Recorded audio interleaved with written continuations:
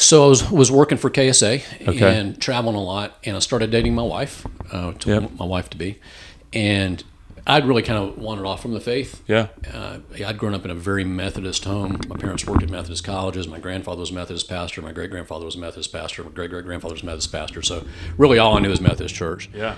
And about the time I turned 16 or so, kind of wandered away from that like a lot of folks do, and started dating her, and she was a good Southern Baptist girl, and the faith was really important to her. And she said, faith's important to me, and if I'm going to be important to you, faith needs to be important to you. I was like, okay, I understand that directive. Yes.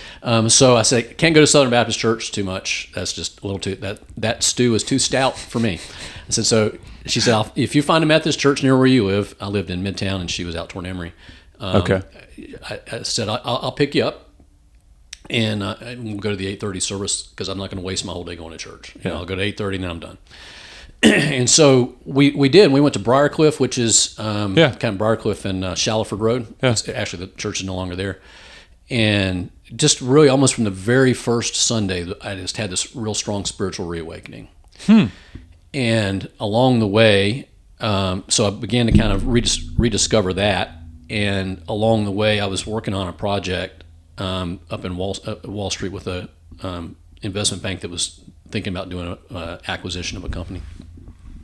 And I was just crunching the numbers and with one of the consultants, and a really wonderful guy. And he and I were in a cab down on Wall Street in February, March-ish. The weather was horrible. And it was gray and it was sleeting and raining and stuff. And we got out of the cab to go into this really plush luxury Wall Street tower. And I had to step over this homeless guy who was huddled on a subway grating just for the warmth.